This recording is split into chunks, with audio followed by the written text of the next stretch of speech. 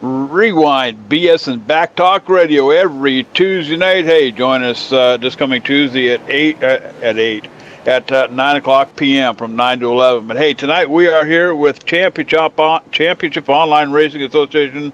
I can't even get my notes straightened out here, Harrison. But I tell you what, a little short track action here tonight. Late model cars at Richmond Speedway, 3/4 mile track. And this ought to be quite the night here under the lights. Yeah, Cora tends to go different, very interesting car and track combinations. This week we find ourselves short track racing, as you said, with the late models, 150 laps around Richmond, which sounds like a lot, but they can go fast, especially in green runs. So we've got a big field here, and the championship picture, as usual, is pretty close, I believe. So it'll be interesting to see who can handle this combination the best. Absolutely. I'll tell you what, let's take them down through the points and let everybody know who's who and who's where here with Cora, Championship Online Racing Association's Sunday Money Series. Dallas Markle still holding down the top spot up there. He's 23 points out in front of Dale Smalley. Dale Smalley down a position this week after, not this last week, but the week before. He's sitting 23 behind Dallas Markle. Michael Churchman, no movement in the last couple of weeks. He sits in third, 47 in back of Dallas Markle. Gary Bauer up a notch this week. He sits in fourth, 98 behind Dallas Markle. And Harrison, Sean Dewar up a position this week, making some headway, 133 behind the leader. Yeah, looking back in the second half of the top 12, in sixth, we've got Galen Gibman, who's someone to look out for because he's fastest in practice right now by a decent margin. Nathan Sedlick is seventh in points. We've got Jay Anderson in eighth, followed by Garrett Denton, Everett Lane, Ben Manning, and Mark Montanari rounds out the top 12.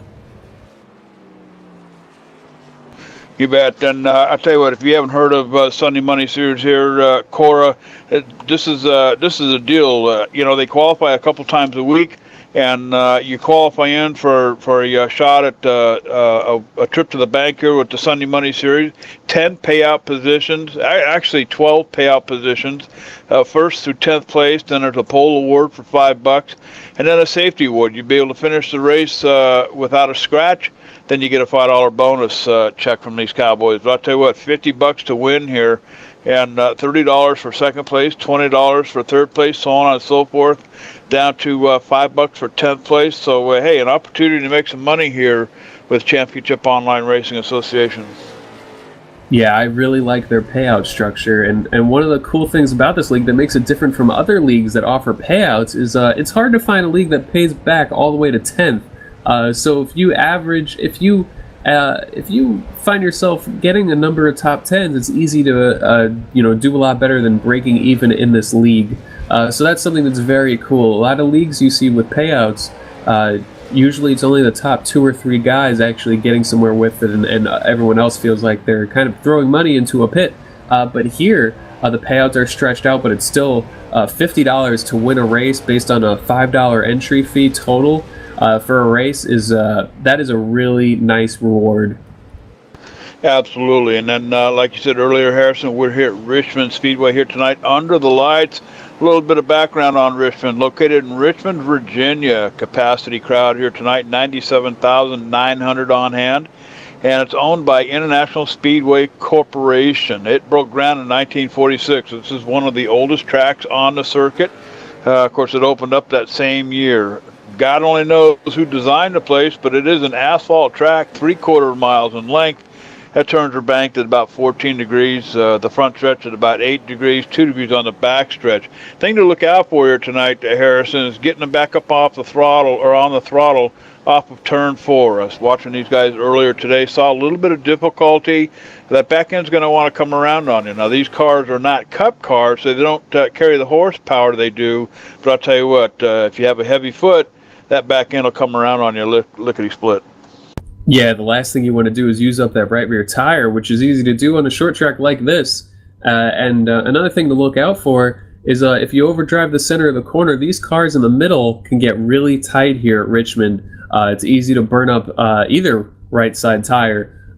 So you'll see some of these guys have some speed early on and really just start dropping back. And on the opposite side of the coin, you'll see guys who maybe don't look like they're the fastest car on the track very early on, and then they really come to life. So it'll be interesting to see how these guys take to this track. Qualifying underway here at Richmond Speedway, and Heath Smith right now sitting on the pole. Qualifying is still running, however, but Smith sits up there with a 21:45. Now, curiously, our points leader Dallas Markle, he sits at the bottom of the pile with 22:086 in qualifying. I didn't see his run, but I got a funny feeling Markle may have had some difficulty on his qualifying laps here tonight. And then, of course, Dale Smalley, who's second right behind Dallas Markle, he's sitting currently in the 9th spot in qualifying with a 21:837. So I don't know. This may be a huge deal here tonight for the top, say 3 or 4 points leaders up here: Markle, Smalley, and Churchma. If they can't get it right, Churchma sitting in 10th position behind Smalley on qualifying here. So this may be what separates these guys from some newcomers here, like Heath Smith, Michael Vandersal up there running second in qualifying, Jay Anderson running at third. So I don't know. This might be an upset tonight. Yeah, Heath Smith is a driver that if you race late models, you know who he is. I think this is pretty much his specialty. He is extremely competitive, especially in the late models. And I know Justin Boston had a late model all-star league for quite a while that Heath Smith was competing for a title in, if I recall. And so Heath is one of those drivers to look out for. He's on the pole right now by 1/10 and a half. And actually, I had mentioned Galen Gidman was really good in practice. He actually got beat by Heath Smith right at the end of practice. Heath was fastest in practice. You bet. Let's take it down trackside for our national anthem. Oh, say, can you see by the dawn's early light what so proudly we hailed at the twilight's last gleaming, whose broad stripes and bright stars through the perilous fight o'er the ramparts we watched were so gallantly streaming, and the rockets' red glare, the bombs bursting in air, gave proof through the night that our flag was still there. Oh, say, does that star-spangled banner yet wave o'er the land of the free and the home of the brave?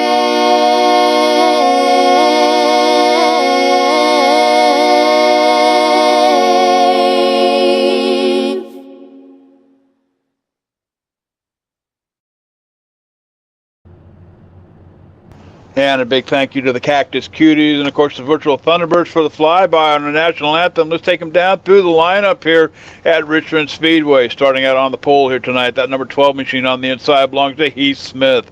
Michael Vandersal, he'll be starting on the outside in the number 83. Starting in third, number 18, that's Jay Anderson. In the 40 machine on the outside of Jay, that's Kevin Van. In fifth position, and the 07, that's Gary Bauer. Michael E. Johnson, he'll be starting in sixth position in the 78 machine. Paul Doucette, I believe that's going to be Nicholas Doucette in the 51 on the inside. In seventh, in eighth position, Everett D. Lane in that number 1 machine. The 69 starting in ninth, that's Dale Smalley. Michael Churchma Harrison, he'll be starting in 10th in that number 88.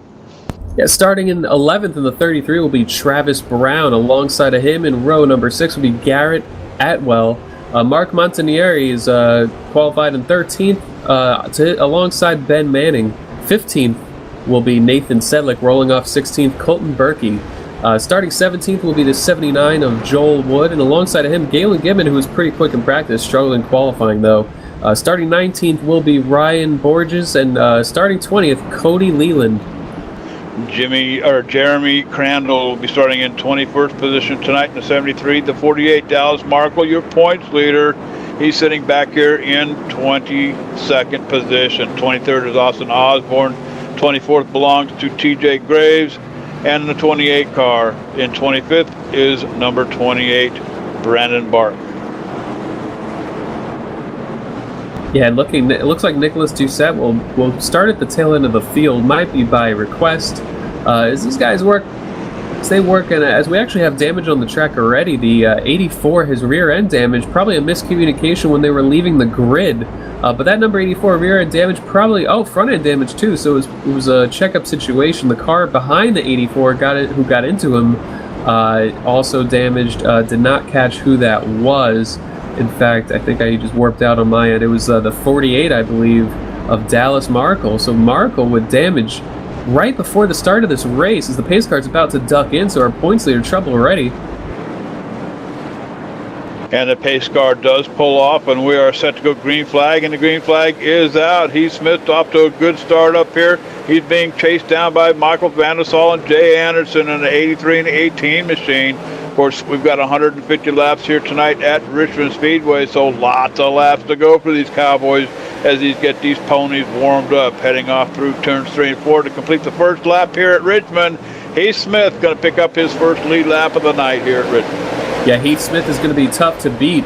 There is some crazy racing in the middle of the pack, though. If you look to about 18th or 17th, surrounding the 84 of Cody Leland, he tried to go 3 wide in the middle moments ago. Right now he's going backwards, but all the way through the middle of the pack, these guys are trying to get it sorted out. They haven't done so yet. I've seen 3 wide on multiple occasions as these guys work their way around traffic. Heath Smith, though, or 84 is around on the front stretch. Not sure if it's going to bring out a caution. I don't believe they have waved the caution flag yet, but that 84 was trouble, and they actually wrecked into the grass, and the race remains green. But they're as the racing continues, they look 3 wide down the backstretch, but no caution for the 84. But the 84 goes around. It's a hot night in Richmond here tonight. If we take a second look at what happened at the 84 machine, that's going to be Cody Leland.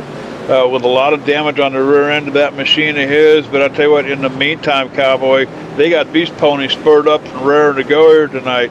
And nothing's changed up here in front, but there was a wad of them back here, about 10th, 11th, 12th. Michael Churchma working his way around here a little bit. He's still sitting back here in 10th position, the 88 machine. And I'll tell you what, short track racing always brings out the best of bumper banking and door slamming for sure. Yeah, there was a lot of heated racing in the middle of the pack there. That 84 did an aggressive 3 wide move in the middle, and then he started going backwards, and then I believe he, coming out of turn number 4, he simply got loose at the top of the track, and as he came down the hill, it collected 2 other cars who sustained damage. He's the only one that really spun fully around. But that was a lot of heated racing in the middle of the pack. Cody Leland loses a lap out of it. He is a lap behind the leaders, and the leaders will be staying out. Track position is at a premium, so he will not be getting the wave around. And I believe they just, the race officials threw that caution flag. I think they deemed that there was a little bit too much chaos surrounding that incident. Probably should have resulted in a caution. So Gordon Berkey making the call to throw the caution flag to get these guys back under control. Gordon Berkey and James Brown, 2 of the administrators here with Championship Online Racing Association. They are your race officials here tonight. Of course, James Brown is the CEO. I believe Gordon Berkey is one of the vice presidents here with Championship Online Racing Association. So first caution of the night here at Richmond Speedway. Let's talk about Cora here for just a couple of minutes. I'll tell you what, Cowboy, if you haven't been involved in these guys, you got to check them out. Championship Online Racing Association qualifying 3 nights a week for a shot at the Sunday money. Drivers pay an entry fee. Then a percentage of that fee goes up for grabs Sunday nights. during the Sunday Money Series. Win a trip to the bank. Visit them at their new website, Cora-Racing.com. That's Cora-Racing.com. And I tell you what, I spoke about how much I liked the payout structure. I'll talk about something else about Cora right now, is that you don't have to be racing for points here. Obviously, we're in the middle of this season. You're not in the points, but you want to race. You can still race, have a chance at those weekly payouts, and there's really something for everybody here. Whether we're looking at late models tonight, next week is going to be trucks at Talladega. We've got late models at Charlotte. We've got the IndyCar at Watkins Glen. They're running Legends at South Boston. They've got trucks at Charlotte. Just a lot of combinations here, so there's something for everybody. You know, ETV Live broadcasted their first Legends race here with Cora, and I don't recall what track it was, but that was an absolute blast. I became a fan of the Legends after that broadcast. Before, I thought they were kind of a mundane little car, but I'll tell you what, following that broadcast that we did for them, I have a newfound respect for the Legends cars. Plus, you know, after that, I saw some Legends races on YouTube, and I'll tell you what, Cowboy, them little things can haul ass. Yeah, they've got pretty much motorcycle engines. I believe Yamaha's, if I'm not mistaken. I may be completely wrong on that, but they are motorcycle engines, and the power to weight ratio in those cars is pretty impressive.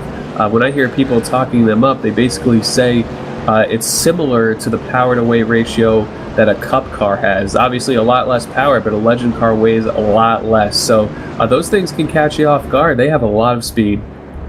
Doubled up and getting ready to go. The lights are off on the pace cars. We come back around here. We're set to go back green flag racing as soon as we get through 3 and 4. Heath Smith out in front with Michael Van der Sal, Jay Anderson, Garrett. Nothing's changed up here in front. Dale Smalley, your points leader, or your second in points here, sitting in 5th position.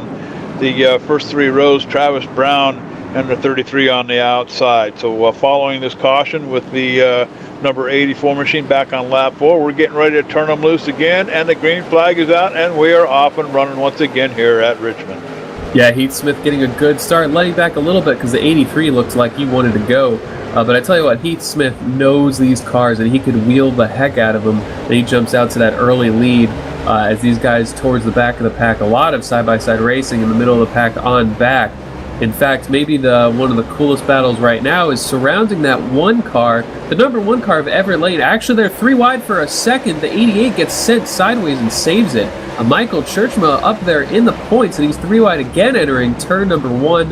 The 88 just he looks very loose right now as we have a spin somewhere on the track. I don't believe the caution is out, but the 81 of Colton Berkey was sent around, and the green flag remains out right now. And that is going to be the 81 of Colton Berkey. He's all the way back here, about 19th position. It's going to happen on lap 11. He actually gets tangled up with the 48 machine of Dallas Markle. So Markle involved in this. He goes around, almost goes around as well, and 81 goes around. No caution has been thrown, however, so we are still green flag racing here at Richmond. But the 81 of Colton Berkey in big trouble here tonight. Yeah, and that 48 of Dallas Markle, who sustained some rear end damage. We saw him on the grid sustain front end damage and just front end damage when there was a checkup. I believe they were leaving the grid. He was able to get that repaired on pit road, came back out, and his car looked good. But I tell you, it only lasted a few laps until it got some more scuffs.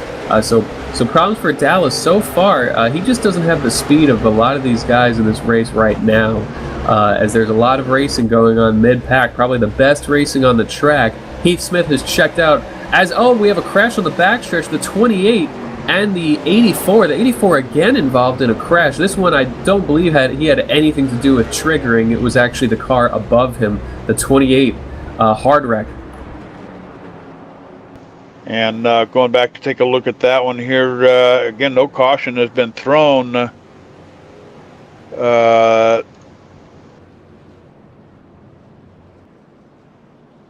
Yeah, they actually did throw the caution flag has been waved for that one. We had a few near misses as far as caution flags, but the 28 has taken his car off of the track for now. The 28, the wreck was coming out of turn number 2, and Brandon Bark in the 28 simply got a little bit too high on exit. And as he got on the gas, he was just very tight, and it drove into the outside wall, and the outside wall literally propelled him left, and the 84 was a couple lanes down the track where the contact was made. So Brandon apologizes quickly, and his car was demolished, and he chose to bring it right behind the wall. So Brandon Bark out of the race. All right, then working the second caution of the night here at Richmond.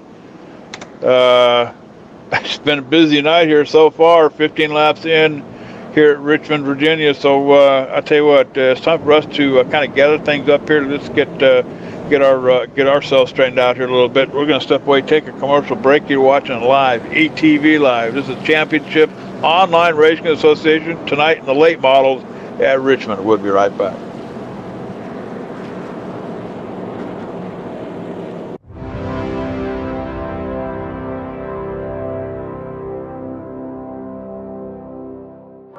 It's time for those most famous words in motorsports. Drivers, start your engines!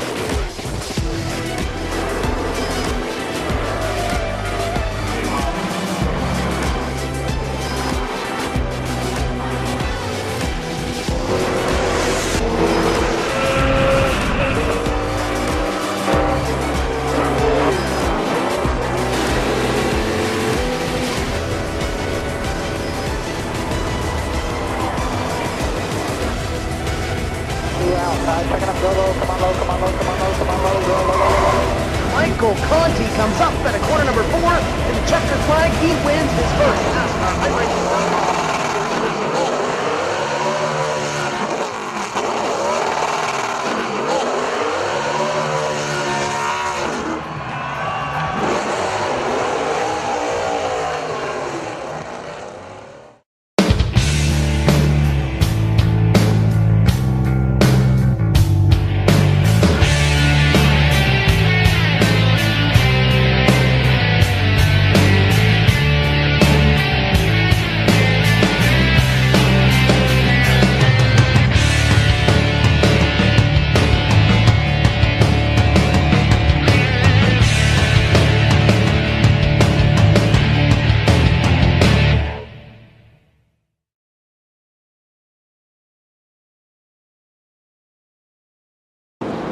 And welcome back to Richmond here. We are here with Championship Online Racing Association, Cora for short. I want to throw a shout out to the number 50 machine, TJ Graves. I know this cowboy. He races the Tour Mod with the Triple Crown United Short Track Racing Association. I believe they were at South Boston this week in the Tour Mod. So say howdy to TJ Graves out there running in 10th. So still single file here. Next time around, they should get doubled up here. Actually, they're going to be doubled up right now. The pace car lights are off as we get set to go again. Michael Van der Zalde out in front this time with Gary Bauer. Dale Smalley takes a second row seat here in the 69 machine.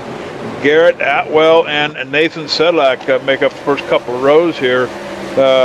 Your top 5 on this get-go. Just working caution number 2 here. Came out to here just a little bit ago, about lap 15 or so. I believe it was the 27 and the 84 bringing that one out. But the pace car should be coming down off of the track here. Make that left-hand turn, and the green flag will be coming out here shortly.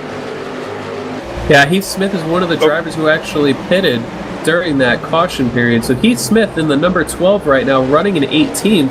I think that might have something to do with fuel. I think he might have saw that he could make it from here, but that puts him in a vulnerable position. Heath Smith running in the middle of the pack right now.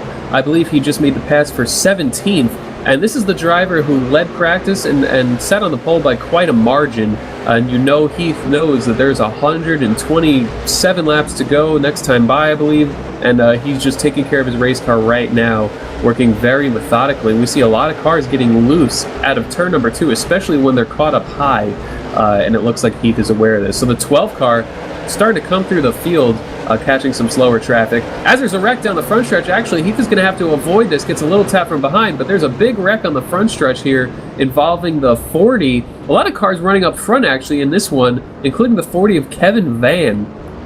Yeah, it's going to start with the 88 up here and the 18. And, hey, pardon my bad there, but I'm just making sure everybody was paying attention. But, yeah, we'll check that. But the 88 starts this whole thing up here in the front with the 18. Looks like the 88 kind of bounces off the wall a little bit, and the 18 comes along, gets a piece of that action.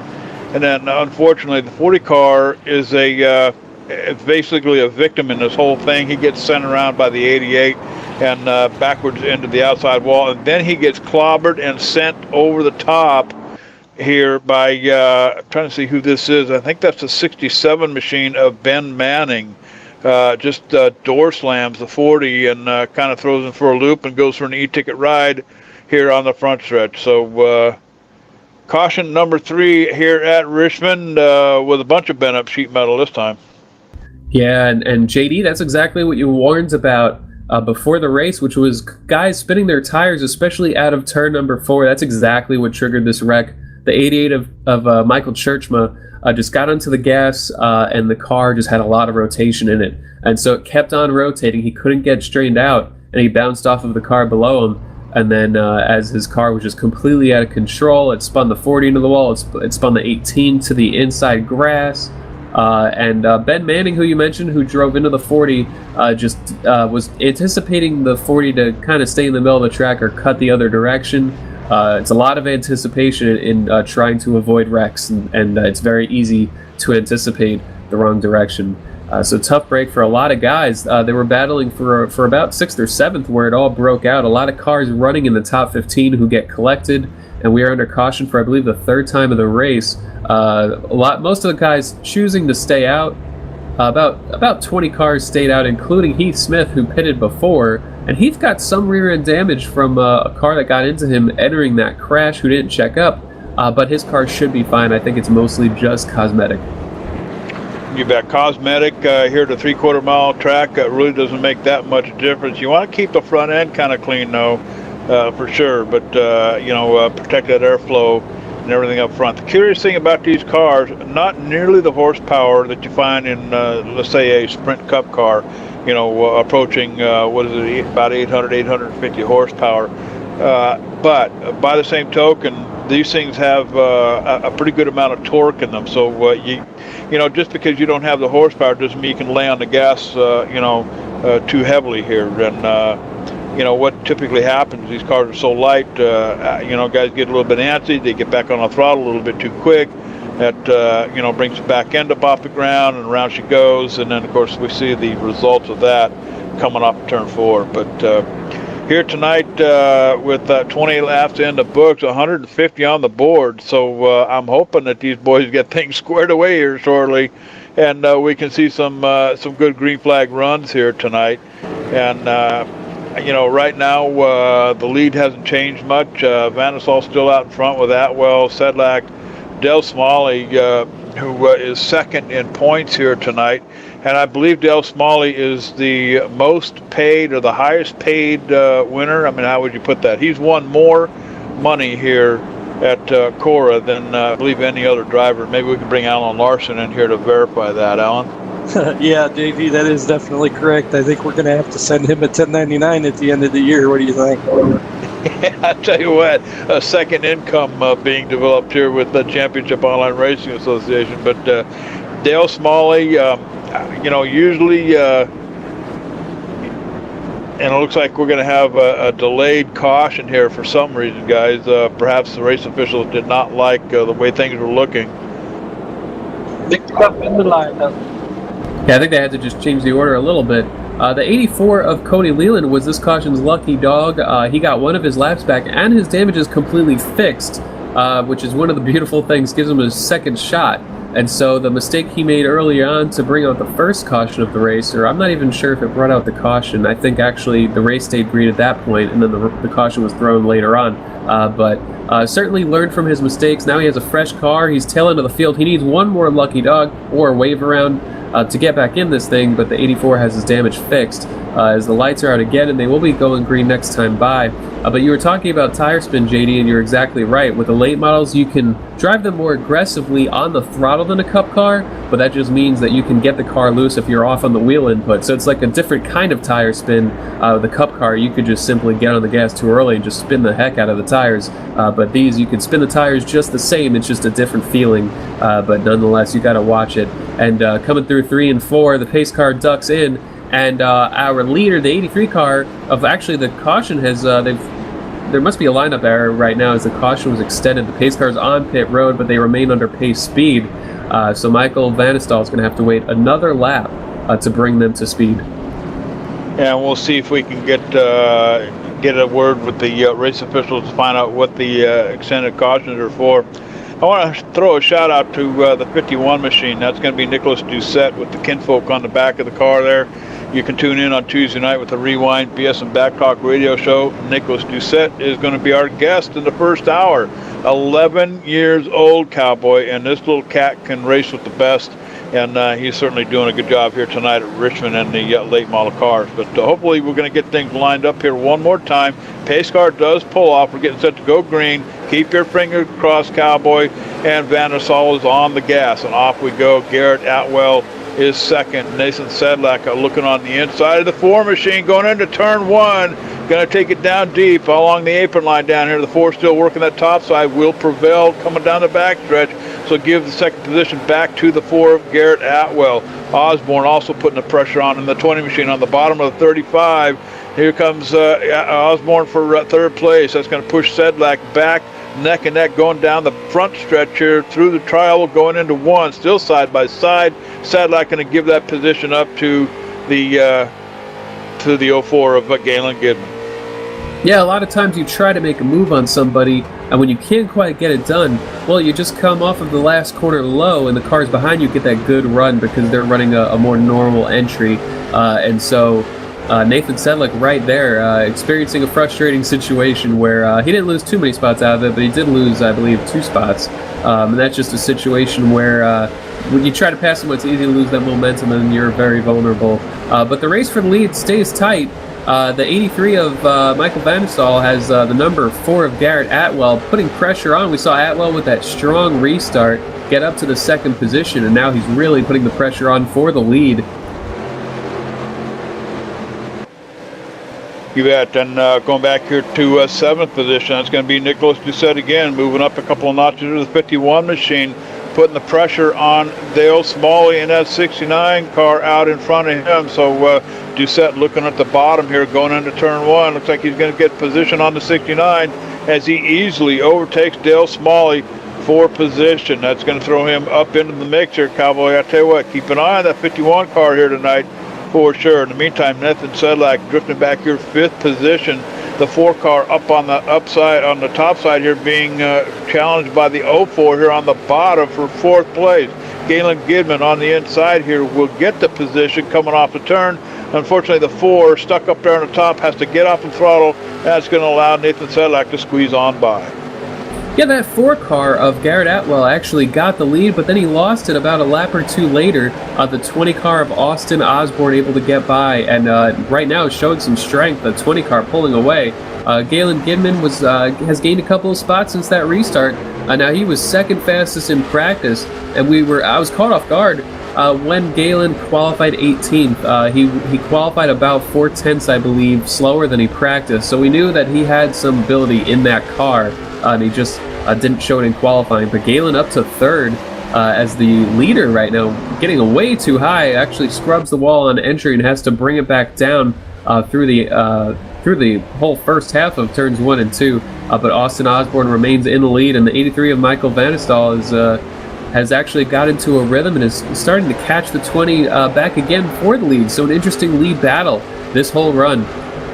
A challenge back here about 12th position. Colton Berkey going past Dale Smalley. Smalley giving up a couple of positions here. Well, the 07 out in front of Berkey gets sideways here, almost slipping up here off of turn 2.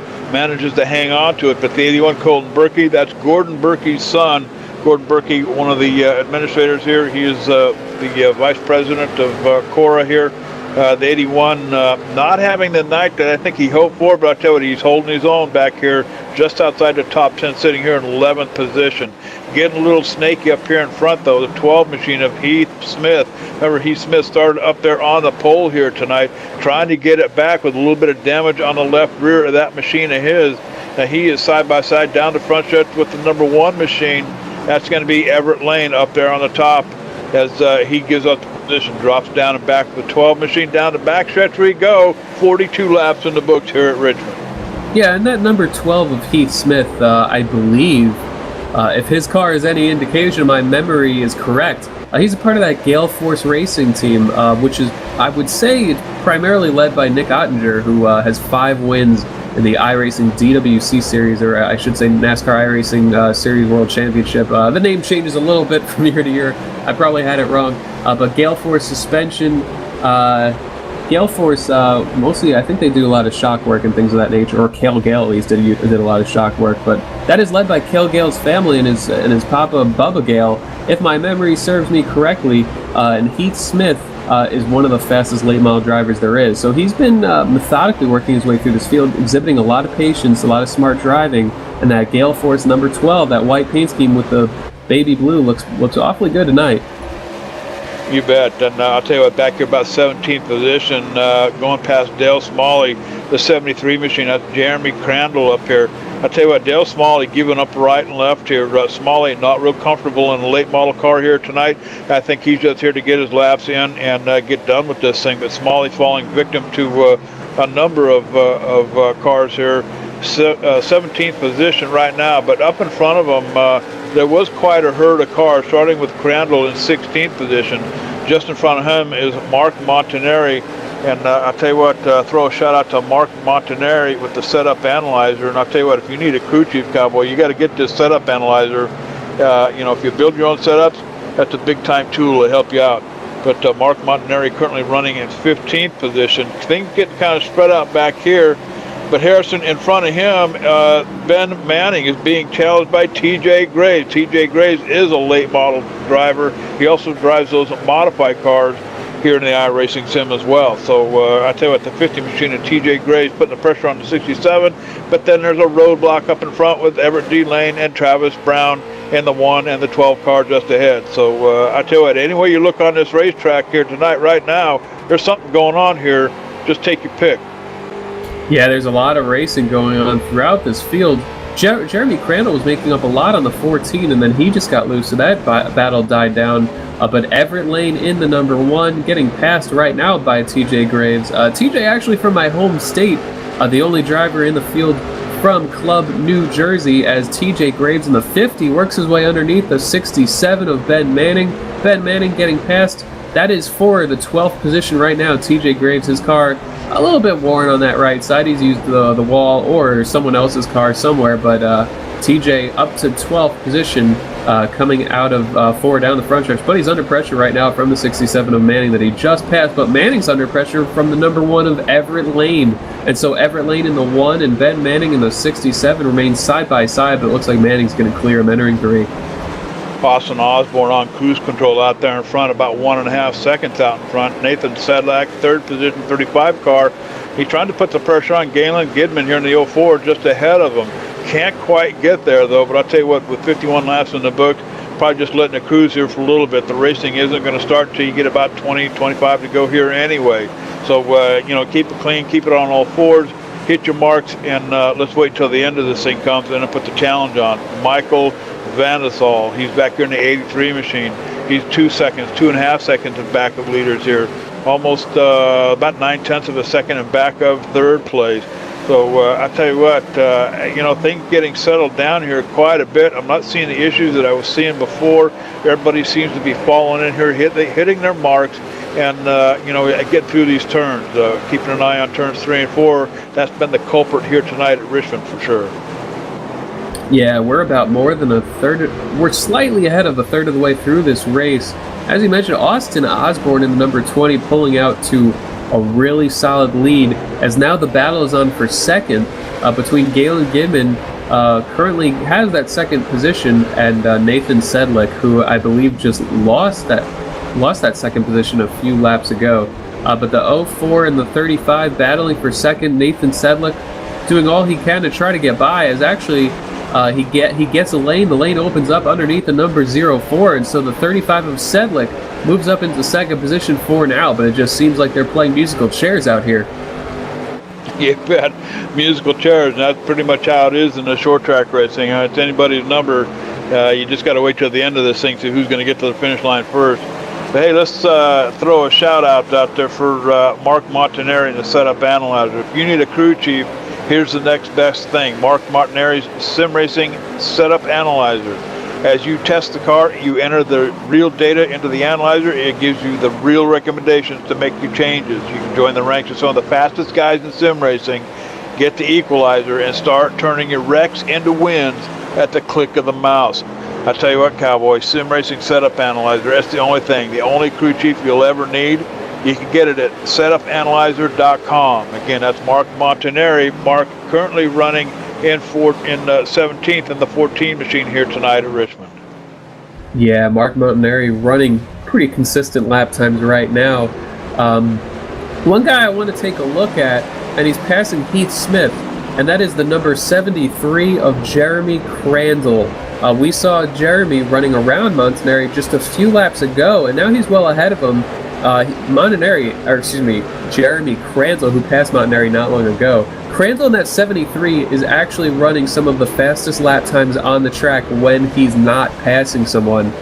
He's got a really fast race car. That 73 up to the 13th position as of right now. Just made his way past the pole sitter, who maybe his car isn't handling too well. He might have actually hurt the rear end a little bit with that damage, possibly, or just missed the setup a little bit right now, and will need some adjusting to make when he comes back down pit road. But the 73 coming through the field. You bet. And the 88 of Churchman just going past Heath Smith back here. Now the 88, remember, he was involved in that big caution back on lap 24 with the 18 machine, bounced off the wall and actually created some havoc right there off of turn 4 with several other cars. But here in the 4 machine of Garrett Atwell getting a little bit sideways here tonight. Hey, that seems to be the MO at Richmond and these late models here tonight, Cowboy. I've seen a lot of these guys just get absolutely, almost completely sideways, but for the most part, able to get it back, get it straightened out. But the 4 machine being pressured by the 81. That's Colton Berkey down there on the bottom, and this Cowboy's on a roll too. Colton Berkey started in 17th or 16th position here tonight. He's moved up into 7 inside the top 10. So the 81 having a pretty decent night so far. Yeah, Colton Berkey in that 81 is one of the fastest cars on the track. For a little while there, he was running times very similar to the leader. He's dropped off a little bit since then, to where he's within a 10th though. But that was quite the battle. And these cars are so momentum based that these guys definitely try to set them up with some rotation. But you set a car up with rotation and you can overdo it. And obviously a rotation-based car, anytime it's getting loose, you're losing time, you're scrubbing speed. Of course, if you're too tight, you're losing time, you're scrubbing speed. So it's a very fine balance. As the number 4 continues to lose spots, Garrett Atwell in the number 4, stuck on the high side.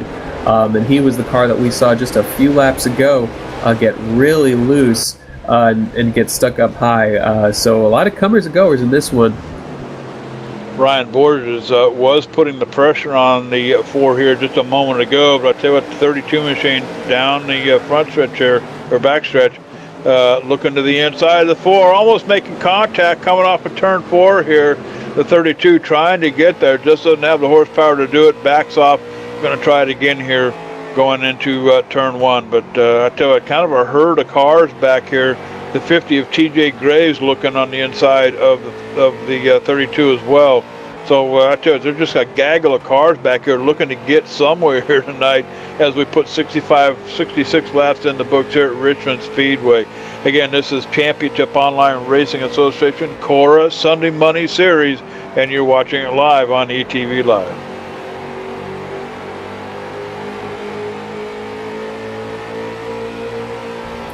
Yeah, the 50 of TJ Graves also coming through the field. That 50 car moving his way past the number 4 of Garrett Atwell, who continues to fall backwards. Now the number 4 being shown in 10th as he plays a little bit defensively in front of the number 07 of Gary Bauer. That's another sim racing setup. Whoa, one going around. Painted car wow. I missed it at the moment, but that looks like the 32 of Ryan Borges just got really sideways out of turn number 2. Yeah, I was sitting here watching Gary Bauer, number 7 machine, and the 32 of Ryan Borges, he just comes off the wall and gets it sideways, but manages to hang on to it. I tell you, you talk about the good hands move of the night. Got to go to that 32 machine so far here on lap 67 as he gathers it back up. But good save for Ryan Borges for sure.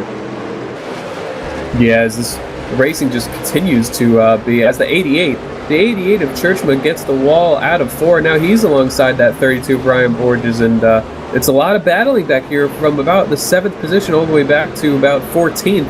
All these cars just racing really hard, and as the 88 crosses over the 32, as they come real close to contact coming out of turn number 4, but 88 of Churchman was just clear enough to pull off a bit of a slide job. Not quite a slide job, but close enough. And a lot of racing going on back here. But just in front of the 88 of Churchman actually driving a little bit defensively, going down the backstretch there. But we have a spin in 3 and 4. The number 4 cars around. The number 4 of Garrett Atwell, who we saw struggling. Not sure what the cause was, but he went around in 3 and 4. Looking here now, coming off of turn 4, the 4 machine pretty much all by himself here. As looks like he might have had a little bit of help from the 07 machine here. I get my rewind here set up. Yeah, he did. Looks like the 07 of Gary Bauer just getting into the turn just a little bit too deep and tags the 4, and around both of them go. Bauer into the outside wall as well. So a little bit of damage. Hey, it's just cosmetic. But this should bring out a caution number 4 here at Richmond. Yeah, Gary Bauer in that 07, he just got in a little bit too hot.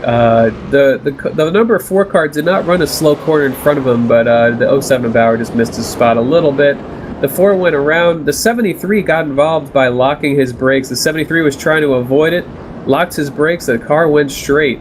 You lock those tires up, and it just does not want to turn here. I could vouch for that. I've done that before. So it looks silly, but when you get on the brakes too hard, the car shoots right like that, which is very frustrating to have happen. So about a 3 or 4 car incident. I believe 3 cars sustaining damage in that one, as we are under caution. After a pretty decent run, we're approaching the halfway point. We're about 2 laps away from halfway as most of the vehicles come down pit road. I think we'll see a lot of guys going with 2 tires.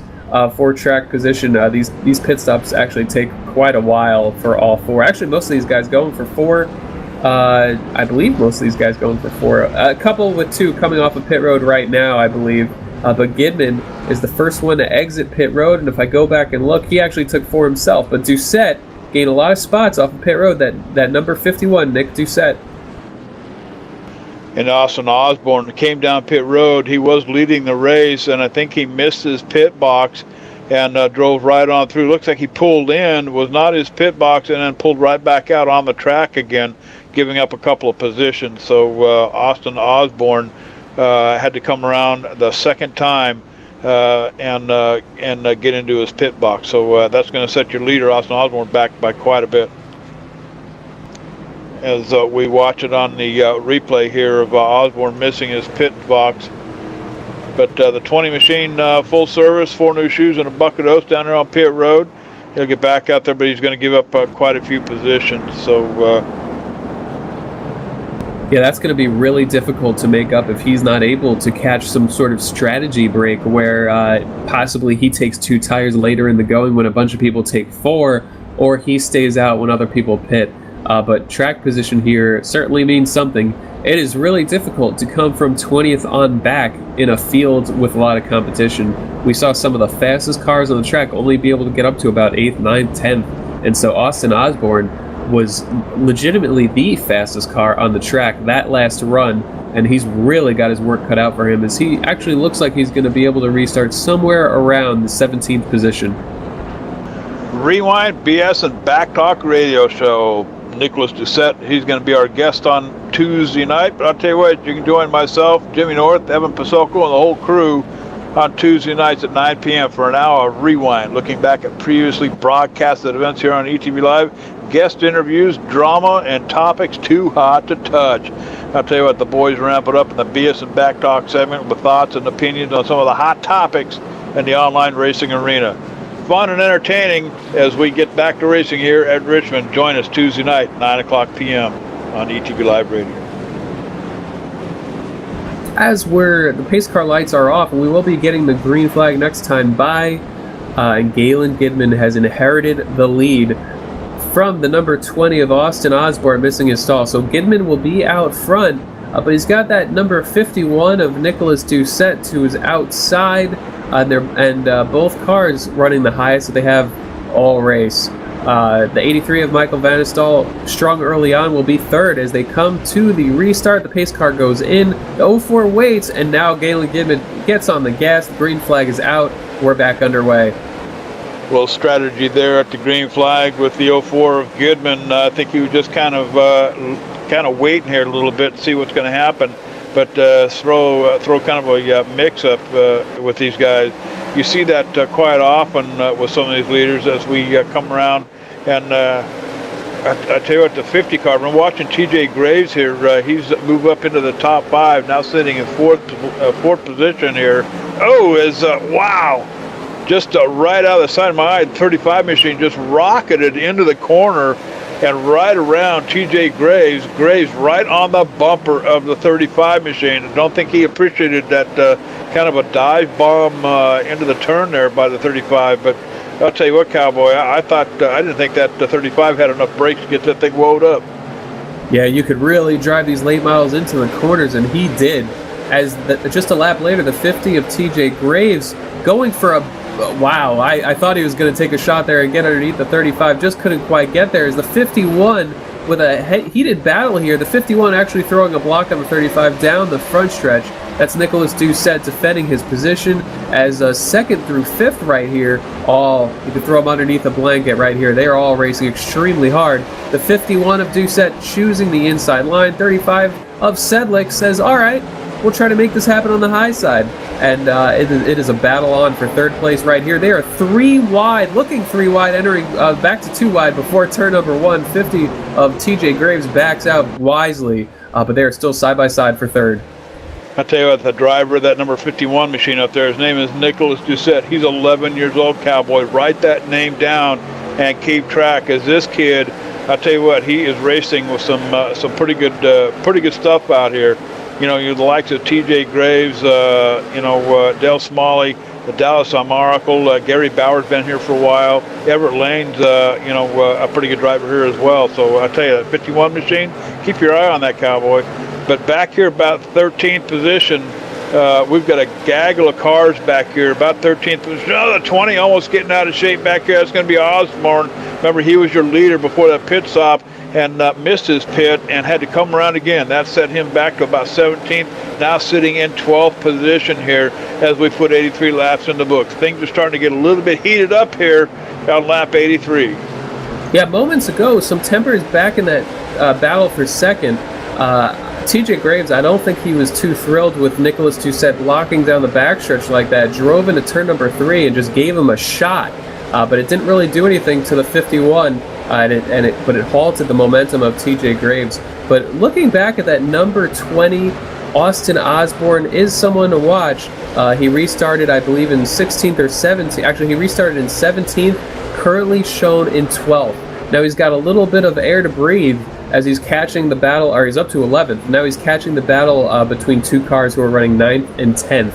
But Austin Osborne coming through the field pretty quickly, and he wants to do this as quickly as possible because I tell you, we have 65 laps to go as the leaders cross the line, and 65 laps here at Richmond is not a long time.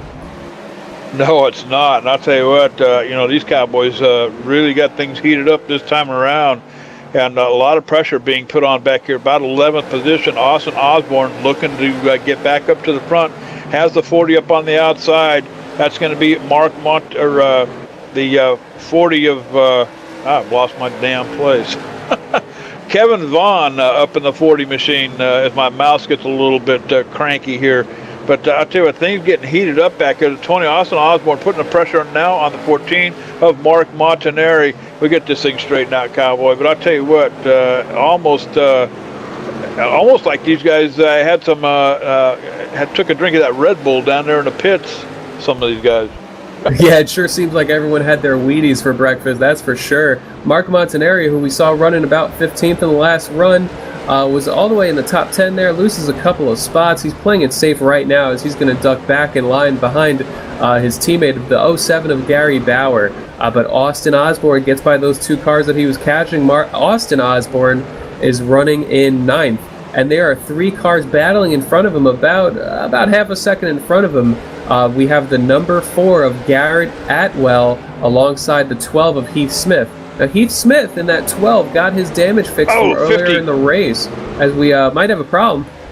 50 car almost losing it coming off of turn 2 here. He's got the, I think that's the 35 of Nathan Sedlick. It's about 5th position up here. But the 35 machine going through the turns here.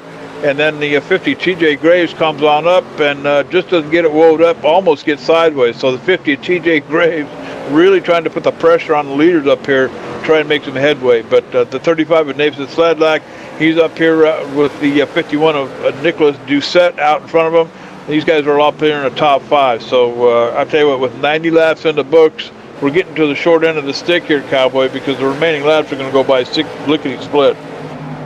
Yeah, and that was a situation where the 2 cars in front of the 50 of TJ Graves were running pretty low entering the corner, and you can't carry as much speed when you enter shallow like that.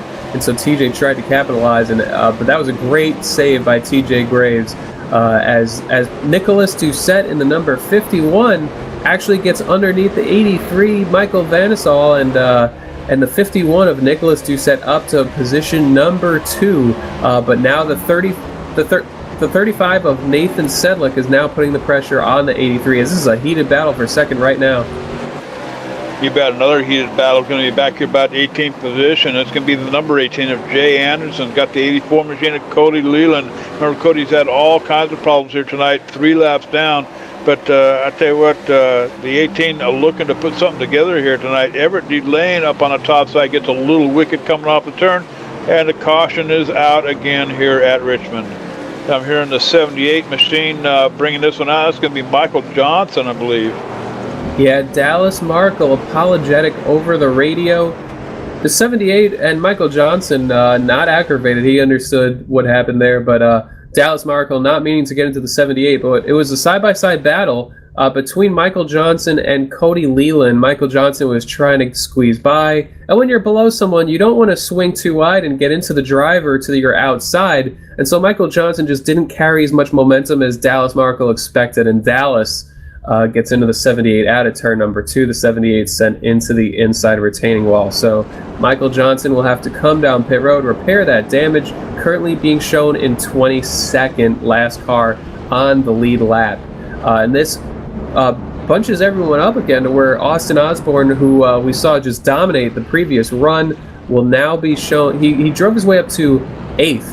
And now these drivers are hitting pit road once again as we get ready for the final 50 laps here at Richmond International Raceway. But then I'm trying to trace down, I saw something as I was reviewing that deal with Michael Johnson. I saw the number 1 of Everett Lane an issue almost getting sideways. I'm trying to look for it now. It may have happened on lap 92. I think the 84 made contact. Oh, that's it right here.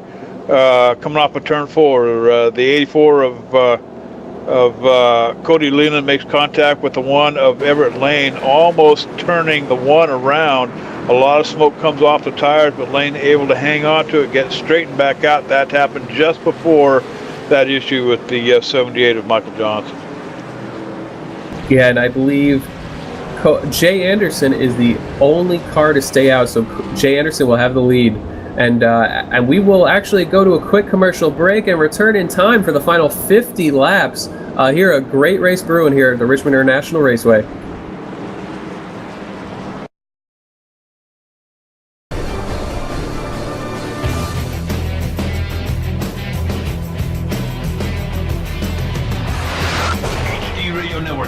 5,000 plus other listeners where you can hear everything from big 80s metal to classic rock and roll, country radio, ETV, live sports radio, even adult and unplugged rock and roll. HDRadioNetwork.com, one of the fastest growing internet radio networks, HDRadioNetwork.com. Take it with you, cowboy. Get the mobile app for Android, iPhone, iPad, and all the rest from TuneIn.com.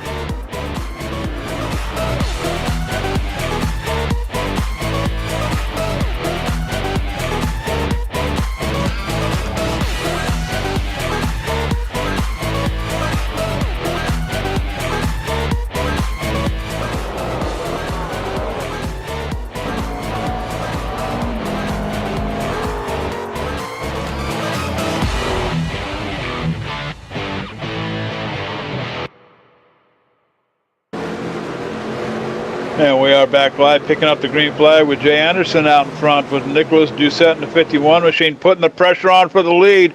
The 18 under fire from the 51. Down the front stretch we go into turn one. The 51 is going to get it from the 18. Nicholas Doucette in the 51 to the lead. He will cross the start-finish line, score one for the 51.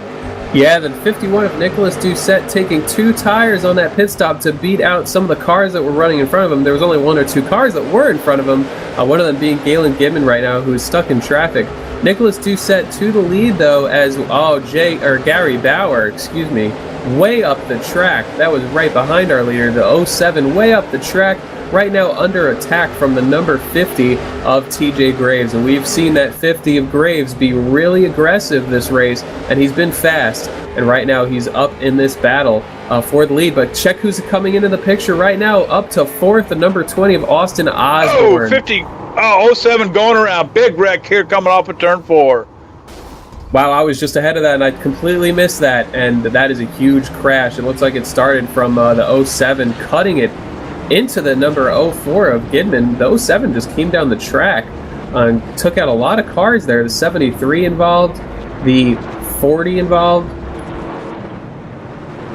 Yeah, I'm not sure, taking a second look here with in Gidman's car and in the 04 here, he's leaving plenty of room on that top side up there. The 07 just comes down in and door slams the 04. And around they go. And I'll tell you what, he's going to collect, I'm looking here at the numbers, the 12 car of Graves involved. The 73 of Crandell is involved. Ben Manning may have squeaked through this here. Looks like Manning just barely escapes through this. But a number of cars with a lot of sheet metal damage here on lap 102 at Richmond.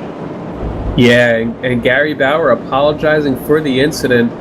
He had his wheel cranked left, and I just don't think that he realized that car had gotten the run on him. The 04 of Gidman sort of cut underneath him halfway down the straightaway, and I don't think Gary realized it. So tough break for a lot of those guys. A lot of guys will have to come down pit road, get that damage fixed, as most of the drivers staying out, because we only went a few laps there. I went about 2 or 3 laps at most. So on this restart, Nicholas Doucette will have control over the field. Second place car is Michael Vanestal, who's led a bunch of laps earlier, and then TJ Graves, who's been pushing it all night long up to 3rd, and Austin Osborne, who led a bunch of laps in the middle of that race. He's up to 4th, and I'll have to go back. I'm going to go back and look right now, but I believe he did take 4 tires under the last pit stop as I look right now, and Austin Osborne is on 4 tires, so if he gets into a battle with the 51, he's got 4, and the 51's got 2.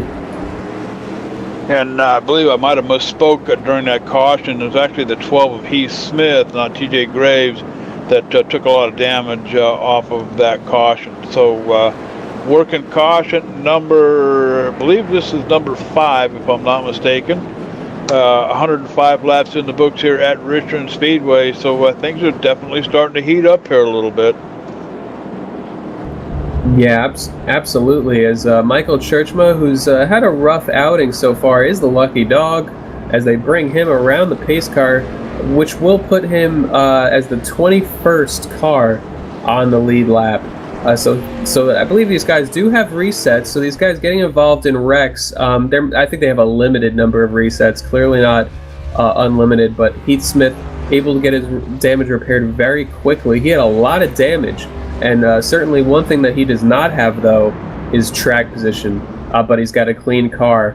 But certainly we're going to go green with about 42 to go. These guys do not have a lot of time, and they know that. And that's why you see this aggressive driving. You bet. I'll tell you what, if they would just start these things at about the 20 to go mark, we'd probably see some pretty good racing all night long. It should be over in a hurry, wouldn't it? Oh yeah, absolutely. As the pace car lights go off, and we will be going green next time by. Now this is going to be the first restart that the 51 of Nicholas Doucette leads all night. So it'll be interesting to see how he comes to this restart, as there's a little bit of chatter going on as far as Michael. Black Flag. The 83 machine, Michael Vanisol, I want to make mention here. He's been kind of quiet all night, pretty much staying out of trouble. I don't think he's shown all his stuff yet. He may be giving the 51 a run for his money here. But TJ Graves, certainly a big-time threat back here in 3rd position in that 50 machine. Look for him to put the pressure on the 51 as well as we get ready to go racing here again. The pace car pulls off.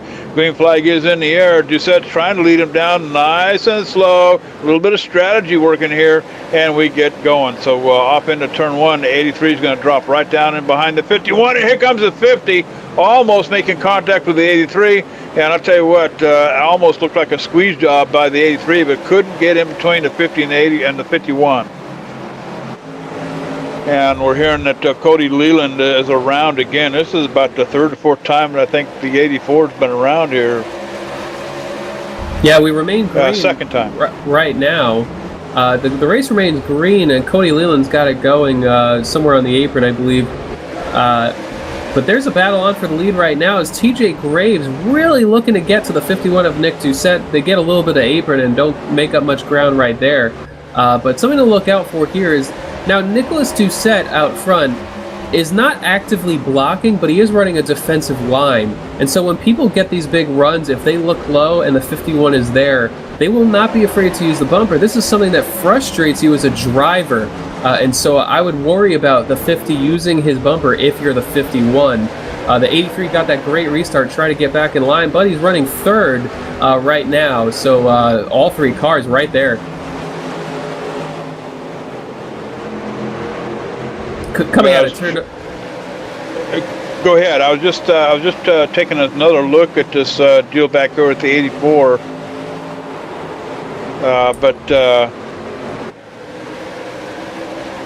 Yeah, up front. Go 50. Ahead. I've already lost. Go ahead. The 50 car of TJ Graves just doing everything he can right now. This is a great battle for the lead.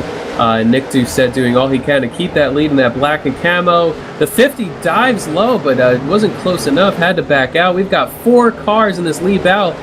Actually, more than 4 cars. As really loose as you saw from the 50.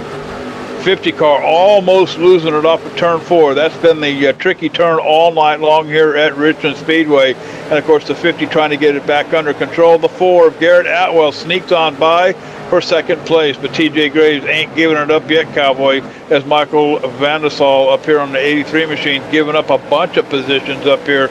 Austin Osborne looking to get back to the front 2 in the 20 machine up here, occupying that 3rd place. So I tell you what, these Cowboys are really spurring these ponies on as Garrett Atwell now putting the pressure on the 51.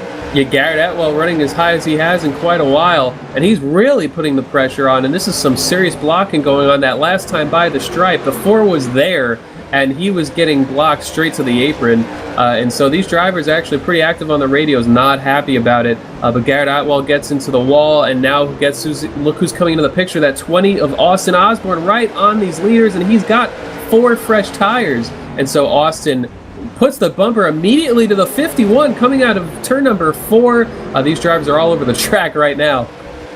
I'll tell you what, leading them into it is the 51 of Nicholas Doucette. I'll tell you what, Cowboy, he's protecting that bottom line down there. As the caution comes out, I believe, for the number 40 of Kevin Number Van 40. who went around, it was Dallas Maracle who got into the 40. It was the 48 who got into the 40, coming out of turn number 2, and then someone comes in there really late, sends the 40 around, and a couple of cars get involved. So it was sort of a late wreck there, but we will be under caution, which will put us taking the green flag with only about 30 to go. You've got taking a look here with Kevin Vaughn riding in his car. He takes a door slam from the 48, and a pretty significant door slam, knocks him into the wall pretty good, gets a couple of souvenirs, and really trying to get his stuff back. And then along comes, I believe, the 88 of Michael Churchma, and just plows into the 40 as the 40 comes bouncing off the wall, and that sends the 88 around, and also the Joel Wood machine, the 79. Also, Joel Wood staying out of trouble all night long in that 79, finds himself mixed up in Churchman's stuff up here with the 88 and the 40. So I tell you what, there's going to be some bent up scrap metal behind the shop tonight. Yeah, if I'm not mistaken, they call this track the action track, and it has been the action track tonight. As the number 51 car is stopped on the track waiting for the pace car, he flew by the pace car. Now that's interesting because Austin Osborne has made his way to pit road, while the 51 of Nick Doucette did not come to pit road because he was ahead of the pace car. And so we'll have to see how many people stay out here and if this is going to be a factor in this lead battle. But certainly, actually, a lot of cars stayed out. And as a driver myself, I sort of question Austin Osborne's strategy at this point. I really would have kept myself up there, but right now he's going to have to fight from about 10th or worse as a number of drivers do stay out. So Nicholas Doucette retains the lead, and he will have Michael Van Estal and Brian Borges behind him as a number of cars come down pit road. To my surprise. Yeah, I'm watching this. I'm watching this thing with the caution. The 51 crosses the start-finish line, and then you know what? I think he went around the pace car. He beat the pace car. Yeah, that's what happened. The 51 beats the pace car. The pace car's pulling out, but the 51 should have slowed up and waited for the pace car. That's what the 51 was doing, stopped on the track. Yeah, absolutely. And they do, you retain your position as long as you let the pace car by in an orderly amount of time, which he does. But certainly we're going to get the one to go, I believe not this lap, but the next lap, if I'm not mistaken. Austin Osborne looked like the guy who was on the strategy to win moments ago. Right now being shown in 10th. I think he just expected more people to come down pit road with him as the lights go out this time, so they're going to double up. And Nicholas Doucette, he's looking a little better than he was before. The 83 has speed, though. If it's going to be anyone in the top 5 able to pass the 51 for the win, it would be the 83. But we'll have to see just how much those new tires are an advantage for the guys restarting 10th on back. Well, I'll tell you what, the 51, it's going to be Nicholas Doucette down there. He's been putting the blocks on these guys, so, you got to be careful with that stuff because, a lot of these guys behind are probably getting a little bit annoyed with that, and you're liable to risk a spin if that happens. But the pace car pulls off, getting ready to go green flag. 51 picks it up. We're back to racing again here at Richmond. The 83 machine up on the top side here, and give this thing about a half a lap or so. I think the 83 is going to be knocking on the back bumper of the 51. if it's not the 32 of Ryan Borge. Ryan Borge alongside the 83 as 83 finally gets back in the gas here. So we may have a three-way run to the finish line up here if this thing stays green. Yeah, and caution out once again. There's a wreck entering turn number 3. Involved are the 67 of Ben Manning. Didn't see what happened, but it's a 4-car crash over here. It looks like they were 3 wide out of turn number 2. The 20 comes down. The 20 gets hooked. The 20 gets hooked by the 50 down into the 67, and a big wreck ensues because they're 4 wide entering turn number 3. So the 67 comes up the track a little bit trying to get back in line, and they didn't realize they were 4 wide. So a lot of cars drive in there, a lot of heavy damage, and we'll have another restart. Yeah, this is, the 50 takes it 3 wide here coming off of turn 2 on the restart, which is a little, I think that's a little much. With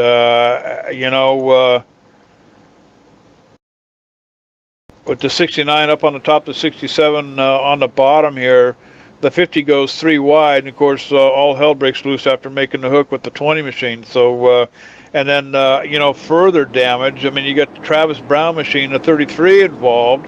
He's a victim in this whole thing, unintentional. So, it's just overdriving. It's getting a little bit overzealous here at 121 laps in the books. Yeah, definitely. And it came close to working, but the 20 of Austin Osborne just didn't sweep as wide as the 50 thought. And TJ did a good job of holding his line, but obviously an aggressive move like that, you got to worry about the people around you, and that's exactly what happened. But this is just, it's good for Nicholas Doucette in the sense that it does not let these guys get those extra laps where they can use those tires to their advantage. And so every lap that's under yellow is another lap that guys like Austin Osborne are not able to come through the field.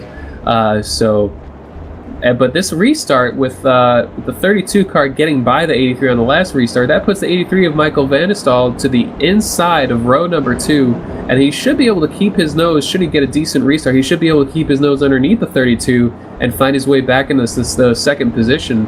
So look for that 83 to put some real pressure on the leader once we get this race restarted again. Yeah, and on that last restart, the 32 of Ryan Borge, he was really putting a lot of pressure on. And, if this thing would have stayed green, I think he would have really put the bumper to the 51. And like I said, I mean, when you're the leader out in front and, you put the block on a couple of these guys, they're going to get a little annoyed with you. So I think the 51 is going to run the risk of being turned by one of these guys if he keeps it up. Let's talk about the 50 here for a minute, I think it was, the 50 of TJ Graves. Now here's a guy with a lot of experience, but he comes in with some guys that probably don't have a whole lot of experience in the late model car. So you want to be careful there as well. You don't want to take the risk because, you're not sure who you're racing against here. So the 50 going to be restarting all the way back here in 13th after an effort to try to get back up in front. But the 50 of TJ Graves, in fact, he may be given a penalty here. So TJ Graves having to start the end of the longest line here tonight at Richmond for bringing that last caution out. Yeah, the race officials giving him the penalty for the caution. Clearly they weren't thrilled. They thought his 3 wide move was the biggest factor.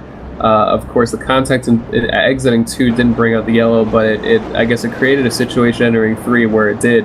As all the cars double up, we have Austin Osborne, who did not make up any spots that run. He's going to be restarting in 10th, and so he's got his work cut out for him here. We are at 25 to go right now, so when we come back around, it'll be 24, and I think he's going to run out of time, to be honest. But it's going to be a good battle up here for the front regardless. Just might be a tough break as the pace car ducks in, and the 51 of Doucette waiting to go, and he's on the gas. And the 83 not quite getting as good of a restart as he needed. 32 might be able to clear him entering turn number 1, but he does not. The 83 is low, and the 83 is battling for second. And I think Nicholas just set up there just a little bit of strategy on the restart there, just kind of pedaling the throttle, waiting to go. So try to throw these guys off. But I hear the 4-car machine of Garrett Atwell around here on lap 127 here, but don't know if the caution Yep, caution is out for the 4. Roll it back here a little bit. This might have been a solo spin. Nope, he got some help from what looks like the might have been the 20 of Austin Osborne again. But actually ended or no, I take that back. It's the 18. 18 sends him around. Yeah, the 18 of Jay Anderson was cleared by the 4 going down the backstretch. The 4 of Garrett Atwell decided, oh, I need to get on this low side, and he was way clear of the 18. He didn't really chop block him whatsoever, but the 18 just drove into 3 really hard. Sometimes you get a little frustrated, a little fed up, and 18 simply drove into turn 3 way too hard, took out the 4. And so the 4 Garrett Atwell, having a bit of a rough night. He's had a lot of speed, but it just seems like he's been getting caught up in some stuff. And so that's a really tough break, as when we go green, he will not have much time to get rolling. In fact, his car is so broken that he might lose a lap here. Even if he's able to reset his car is just so damaged that he's going to have trouble staying on the lead lap as he gets a lap down right now. The leaders go on by, and basically the 4 cars race is effectively over because he's probably going to lose another lap towing. And so he's going to need 2 cautions to get back on the lead lap. It's going to be tough for him. And so Nicholas Doucette remains the leader. You bet. I'll tell you what, why don't we go ahead and take a real quick commercial break here while we've got the chance. You're watching live, ETV Live, so hang on tight, Cowboy. We're right back.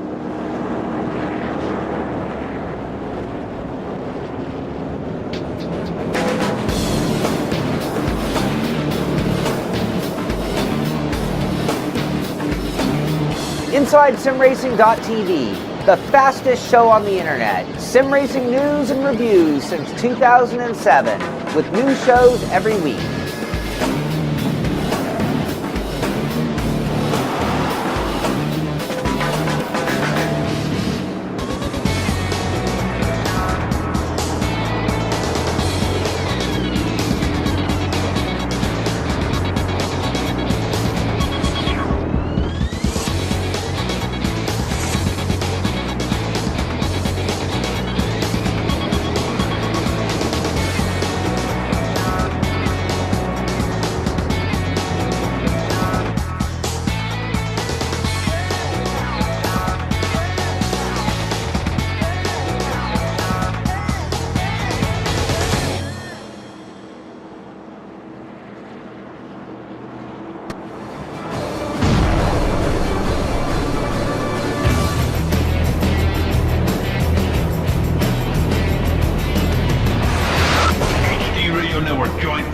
Plus other listeners where you can hear everything from big 80s metal to classic rock and roll, country radio, ETV, live sports radio, even adult and unplugged rock and roll. HDRadioNetwork.com, one of the fastest growing internet radio networks, HDRadioNetwork.com. Take it with you, cowboy. Get the mobile app for Android, iPhone, iPad, and all the rest from TuneIn.com.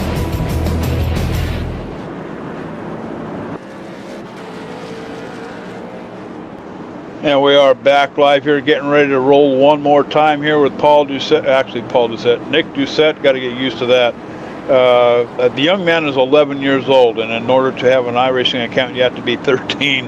But, hey, I'll tell you what, the 51 doing an outstanding job up here in front, keeping everybody at bay. We're on the short side of things here.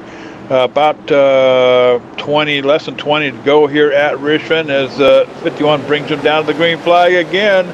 And we are off and rolling here one more time. The 83 of Michael Vanisol going to try to stay close to the bumper of the 51 machine up here. In the meantime, the 32 off to a little bit of a slow start. And here comes a 12 on the outside of Heath Smith. Heath Smith starting on the pole here at Richmond tonight. And he gets the 3rd place position. He's going to put the bumper to the 51 here momentarily. The 83 up on the top side. Coming off of turn 4 down across the start-finish line. The 12 looking on the inside. Going to take it 3 wide into 1. It isn't going to work. 51 still down on the bottom. The 83 on the top. The 12 thinks the better of it. Going to fall on behind on the 51's bumper and slide through the turn. Oh, Heath Smith just gets hooked on the bumper of the 51 car. Now, when the 51 kind of gets defensive down the straightaway, you enter the corner so low that you lose all that time in the center. And so the 12 car of Heath Smith, who, by the way, is having a great having a great comeback. The 12 car is going to have to time that to where he can catch him at the right time in the center as the 12 of Heath Smith gets below the 51, and the 51 gives him the lane, and the Heath Smith, the 12, back to the lead. But now he's under pressure. The 20 of Osborne, who pitted a couple of cautions ago, actually somehow made his way through all that traffic, and now the battle is on for the lead between the 20 and the 12. The 12 pulling kind of a crossover move on the 51. That's going to move the 51 back to third, but the battle is on up in front as the 12 puts the bumper to the 20 machine, pushes him up the track, the 12 on the inside. As we put 136 laps in the books, we are definitely on the short side of things here at Richmond Speedway, and this is going to, if this stuff keeps up, this is going to be a hell of a finish all the way to the checkered flag here. The 51 trying to get back what he lost, slips and slides through turn 2. Down the backstretch we go into turns 3 and 4. The 51 trying to make up some time and catch up. That's Nicholas Doucette in that 51 machine. The 35 now putting the pressure on the 51 down the front stretch into turn 1. Yeah, as we have a caution on the racetrack, it's on the front stretch actually. The 32 is around Ryan Borge, I believe, and didn't see what started it. Actually, I believe what started it was contact with the 18 through the center of 3 and 4. So another wreck there. Contact with Jay Anderson triggers the 32 going around on the front stretch. So we have a caution here. We will restart with about 9 laps to go. And so these drivers, if someone's coming down pit road, it's going to be someone towards the tail end of the lead lap or someone with a massive amount of damage who needs to get that repaired. But incredible comeback by both Heath Smith, who was struggling in the middle of the race, and the number 20, Austin Osborne. I never thought that he would, you heard me questioning it, that I wasn't sure if he'd be able to get back into the lead battle, and he sure as heck proved me wrong. So we have a great battle for the win brewing, because that was an incredible battle for the lead. And it was Joel Wood, a secondary hit on the 32 machine up here on the front stretch. Joel Wood, the 79 machine, just absolutely broadsides the 32 and does incredible damage to the driver's side of that number 32 car. But I believe this is caution number 10 if my count is right. So, hey, this is short track racing. Welcome to Richmond. Yeah, absolutely. The 83 was actually, we saw the 83 of Vanisthal up there, who was lost a lot of track position in a 3-wide battle. Austin Osborne a few laps ago got third by making a 3-wide move, and the 83 and the 32 made a lot of contact through it all. The 32 eventually ending up getting wrecked in that position right there. But most everybody stayed out. The top 10 stayed out, and Galen Gibbons stayed out, who was not in the top 10. But a lot of these guys just looking to get to this finish at this point. But what an incredible race for the lead that we have seen, as you don't know what's going to happen. Anything can happen. These drivers have not been afraid to lay the bumper to each other, as we saw the bumper come from pretty much everybody in the top 10 at this point. I'll tell you what, watching the 12 machine work the 51 over, the reason, the way the 12 got the lead from the 51, you talked about experience versus inexperience here. And I'll tell you what, no discredit to the 11-year-old Nicholas Doucette driving that 51 machine, but the 12 of Heath Smith, he knew exactly what was going on. As the 51 started to put the block going down the backstretch, he moved low to cut the 12 off, and of course has to move high, thinking the 12 is going to try to get to the upside. Well, when that happened, the 12 stayed on the bottom and came right down across and was able to get the lead from the 51. So that's just experience talking there. The 51 giving it up. But Nicholas Doucette will restart in third position here. He's got Austin Osborne out in front of him in that 20 machine. So this ain't over yet, Cowboy. With 142 in the books, we've got about 8 to go. It'll probably be about 9 to go, or 7 to go when we get this thing restarted. Might be even less than that. Should be seeing the lights go off on the pace car next time around. Yeah, that's exactly right. I just heard we're under 2 to go right now as far as the pacing. And so the pace car lights go on at 143. We'll restart on 144, which is 7 laps, or excuse me, it's going to be 7 laps to go. And be interesting to see just how a lot of these guys attack this restart. We haven't seen Heath Smith lead a restart since early in the race. But I tell you, early in this race, Heath Smith was amazing on restarts, and he pulled out to early leads. However, he's at a little bit of a tire disadvantage to the 20 of Austin Osborne, which is good if you're Austin, but they've both got better tires than the 51 of Nicholas Doucette to my knowledge. But a lot of guys up here who are all hungry, and this very well could be the last restart. If we go 2 laps green, then the next flag to fall would end the race, whether it would be a checkered flag or the caution flag. But working down the backstretch, these guys are doubled up. Heath Smith will lead him down to the green flag once the pace car turns in. It was a 2-tire stop for the 51 back around lap 116, 120, somewhere in there, I believe. So two fresh ones on the left side, but we get the green flag again here, the 20 up on the outside, and Heath Smith just jumps off to the start, gets a huge lead, goes right to the top of the wall, going to angle it down, diamond that turn off into turn 2 here. Down the backstretch we go with the 51 chasing him down. The 51 staying in the middle lane here. Austin Osborne and the 20 side by side with the 51.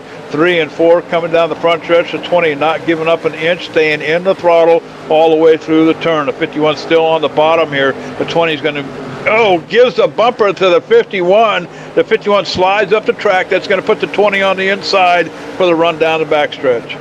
Yeah, that right there is frustration from Austin Osborne. He was not liking how the 51 is running these straightaways to my as far as I could tell. But that one spin around. Yeah, car we got one around. The grass. I'm not sure if that's going to bring out the caution or not. It appears that he got it going and he was low enough on the track that the officials kept the race green, which is good news because the caution likely would have ended the race as they had just crossed the start-finish line. But Heath Smith, that bought him some time with the 20 and the 51 battling. The 12 of Heath Smith jumped out to a lead, and this might be too much of a lead for the 20 of Osborne to make up. So they cross the line. It is 4 laps to go, and Austin Osborne solidifying his second position, doing all he can to try to catch Heath Smith, but it might be a little bit too little too late, but actually he's noticeably gaining, so it could be on from here. Oh, and that's the 88 there on the front stretch there as the 35 puts the bumper to the 51. The 51 gets moved up the track as well as Nathan Sedlak just kind of slams into the 51, moves him up. The 35 now being pressured again by the 51. So this ain't over yet, Cowboy. Tempers flare at Richmond here tonight. Heath Smith out to a comfortable lead, about a half a second over Osborne. Nathan Sedlak in third in the 35 machine, 148 laps. We got 1 more to go, actually 2 more to go when they come by. Yeah, the 32's around again. That's going to be the caution that ends this race, and Heath Smith, as long as he can complete the final laps, will be the winner. Kevin Borge around in the 32. He made, coming out of turn number 4, the 67 of Ben Manning. Kevin Manning is a different Manning, but Ben Manning got a little loose out of turn 4, came down into the 32. That sent the 32 around, and that ends the race. Heath Smith will be your winner as long as he can complete this lap. They tuck in behind the pace car. And I tell you, Austin Osborne with the fresher tires was able to get back up to second place. But it looks like it was Heath's race even if it remained green. It was just a little bit too much space there after the 20 was caught battling the 51. And the 35 of Nathan Sedlak, solid all race, ends up with a podium finish. And Nathan Sedlak putting the chrome horn to the 51. Nicholas Doucette, he'll be finishing 4th tonight. No podium finish, but I'll tell you what an effort the driver of that number 51 put in here at Richmond. Michael Vanisall, he'll finish in the top 5. Ben Manning, looks like he'll finish in 6th. 7th will go to Mark Montanari, setup analyzer guru. Michael Johnson with a terrific run, the 78 machine in 8th. Dale Smalley, your second place in points, he'll finish in 9th position. Galen Gidman will finish 10th. And our points leader, Dallas Markle in the 48, probably not, I don't know that late models are his most comfortable ride, but Dallas Markle looks like he'll be finishing 15th tonight here at Richmond. So I tell you what, this is short track racing. I mean, if you came to Richmond expecting to see something different, hey, welcome to the club, Cowboy. This is what it's all about. Yeah, and there's a little bit of contact on the cool down lap. Apparently the 32 has not quite cooled down yet on this cool down lap as the 32 gets into the 67. I think I liked my joke a little too much. That was not that funny, but the 32 showing his displeasure with the 67, and cooler heads prevail a little bit. They're not going over the line with it too much right now. But Heath Smith our pole sitter, I was pretty sure that he was going to have a lot of trouble coming back, but he takes the victory here. The pole sitter makes it happen. I think he struggled in that middle portion of the race. We'll have to see if he made any adjustments throughout this race, but victorious tonight for Gale Force Racing. You bet. And I'll tell you what, why don't we go ahead and take a commercial break, and when we come back, your post-race show from Richmond Speedway with Cora, Championship Online Racing Association. So don't wander off, cowboy. We'll be right back with your top three.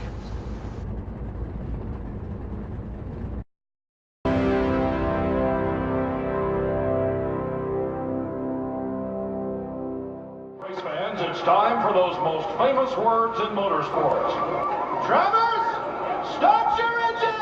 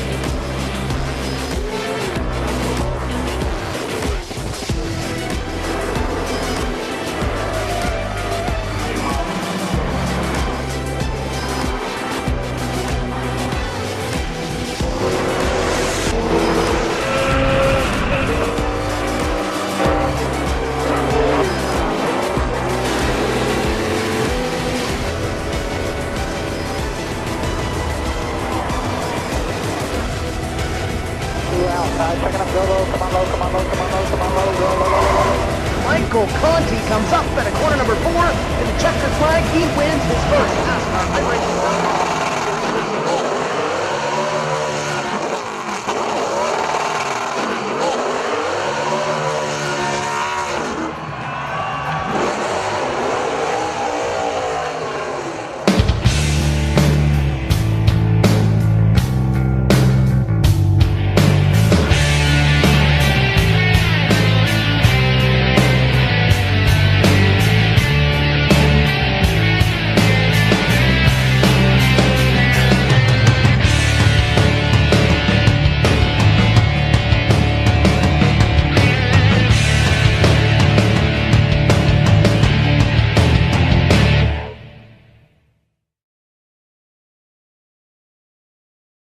And welcome back to Richmond Speedway here tonight with Championship Online Racing Association short track style here with the late models. And I'll tell you what, we're going to start off with our third place finisher here tonight, Nathan Sedlak in the 35 machine. He started out in 15th, worked himself all the way to the front. I'll tell you what, cowboy, the last 20 laps of this race was typical short track racing. What do you think? Yeah, definitely pretty crazy coming up through there. Good race by all the guys and everything. It gets a little rough here. Everybody's pretty quick. We've had a good week of practice, and everybody's done a lot of work, so everybody was ready to get to the front. But yeah, last 20 laps were crazy. Now the chrome horn to the 51, was that experience talking, showing, giving some lessons to the younger crowd here? I don't know if I put a bumper to them. Some other guys in front of them were, had to get them up out of the way. You got to get guys uprooted, and there's some guys, like I said, worked hard all week, and they're ready to go to the front, had good cars. So it's tough when a guy wants to ride around a low line like that, but youngster's okay, and we'll work on him. Hey, you know what? The young man can drive like none other, but I'll tell you what, I think he's here to learn as well. So, hey, no better to learn from guys like Nathan Sedlak and the guys here at Cora. Who makes it happen for you there, Nathan? Just Fast Forward Racing. Me and a couple guys, we work hard, and Galen and Ben Manning really helped me out a lot. They're helping me come along. I'm still rather new at all this, so come along quite nicely though. All right, outstanding. Congratulations on a third place podium finish here at Richmond. I'm going to throw it on up the line here a little bit. I believe Harrison has caught up with our second place finisher here tonight, Austin Osborne. Yeah, I'm here with Austin after a strong run, and my first question would have to be about the pit strategy. Austin, you came in with somewhere around 40 to go, somewhere in that neighborhood. I don't quite remember, but giving up track position, you had me worried. How worried were you that if you'd be able to catch back up to the lead pack? I didn't know that I was going to be able to. I had some guys behind me in TeamSpeak say that they were going to pit. and we were the top 3 at the time. So I figured if us 3 went, everybody'd come behind us. But ended up coming out of the pits 9th, and I knew it was going to be chaos. So they wrecked in front of me, and it worked out. I got up there to the front, and they were blocking like crazy, and I got to the lead inside of them with them running me all the way to the yellow line. And as soon as I got around them, I went to the top and got punted out of the way, fell back to 2nd, and finished there. Yeah, I guess it makes all the sense in the world that the lead battle came down to you and Heath Smith. Heath looked really strong early on in the race, and then you were very dominant for that middle portion where I thought, oh, there's nobody who could beat Austin Osborne, but obviously having to come from 9th or 10th in the final laps there. But I think this is actually your first start in this series, and I know these guys have a lot of different car and track combinations. Are there any races in the future that you're looking to run here at Championship Online Racing Association? I'll have to look into it. I honestly have never heard of the series, and I went into a hosted room this week and it happened to be a qualifier for this race, and I won that. So I'll check into it. I haven't really looked at the schedule or anything, but I'm sure I'll come back. Yeah, it definitely changes every week. I think the late model will be running Charlotte, actually, and they already ran Bristol with the late model, but a lot of unique different combinations. But hey, a 2nd place finish for your debut race with these guys. It's a nice run, and they certainly knew you were here. So are there anyone you would like to thank after tonight's strong run? I'd like to thank Trey Jarrow. He actually gave me the setup at Charlotte Legends Oval a couple weeks ago, and I just made some tweaks to it, and it worked for me tonight. And that's tonight's 2nd place finisher, Austin Osborne. I believe JD has caught up with the winner of the race, Heath Smith. Heath Smith picking up the trophy and the check for the win here tonight with Cora Sunday Money Series at Richmond. Heath Smith, starting out on the pole, then you get set back to about the middle, back end of the track, and have to work your way up front. What was that like? It was pretty rough avoiding some of the accidents, and I actually got collected in one pretty big one, but fortunately they had a reset. And then later on in the run, there was a lot of blocking going on, so you just had to be real smart. You had to manage your tires a little bit. Everybody quit pitting with about 35 to go, so you just had to kind of manage yourself and try to get 1 or 2 positions to restart there. Now, I understand you're coming into Richmond and the late models here with a little bit of real-life experience? Not actually driving, but as far as working on late models, I've done it for several years on a late model team. Well, hey, it always helps to be around them, too. You pick up pointers from, the real deal out there. But, talk about the pit stop strategy here tonight. Anything in particular that helped you out the best, working back up through the field, or was it just pretty much luck of the draw? Yes, sir. I had a great setup for low fuel. So I was trying to manage my pit strategy to keep fueling it till later in the run, and then I was going to get fresh tires when I had about 7 or 8 gallons in the car, and I was going to be good to go. So that's why I pitted several times there at the start, just to keep the fuel in it where I would run it down to the right amount there for the end of the run. Coming to the race with a strategy in mind, I'll tell you what, it played out from the front to the back to the front again. Heath Smith picking up the trophy and the cash here at Richmond tonight. Who makes it happen for you, Heath? I got to thank Gale Force Sim Racing. Peter Fisher over there does a great job on the late model setups, and it paid off tonight. Outstanding. And I'll tell you what, Harrison, short track here tonight, late models, what the audience witnessed is nothing less than typical short track racing. No matter where you go across the United States at pretty much any given track. But 150 laps later, Heath Smith, Austin Osborne, an outstanding finish for him. Nathan Sedlak in third, and 11-year-old Nicholas Doucette in that 51 machine. I'll tell you what, the young man drove his heart out tonight, but missed the podium finish. Yeah, absolutely. And Nathan Sedlak, looking at him, he was actually looking at the guys in the top 10 in points. He ran the best out of all of them, so it was a great points day for Nathan. And it was definitely typical Richmond. We got a couple of long runs, but even in those long runs, you could find a lot of very physical racing going on throughout the field, especially in the middle of the pack. and certainly the two best cars in the field ended up racing for the victory right at the end. So an entertaining show. Absolutely. And once again, Cora, Championship Online Racing Association Sunday Money Series. And they qualify 3 nights a week for a shot at the Sunday money. You pay an entry fee, and then a percentage of the fees go up for grabs on Sunday nights during the Sunday Money Series. You can win a trip to the bank, cowboy. You can visit them at their new website, cora-racing.com. That's going to do it from us at ETV Live here at Richmond Speedway. But hey, check out the calendar over at etv-eplay.net. A whole lot more racing coming your way tomorrow night. Full Throttle Cup Series from I believe we're back at Dover again with the Real Sim Racing League. And then, of course, Tuesday night. You don't want to miss Nicholas Doucette, our guest, on the Rewind BS and Backtalk radio show at 9 o'clock. So a whole lot more coming your way on ETV Live. But for all of us up here in the booth, Harrison, my partner up here, Laura downstairs in the trailer pushing the buttons, that'll do it from us here at Richmond. And we'll catch you next time.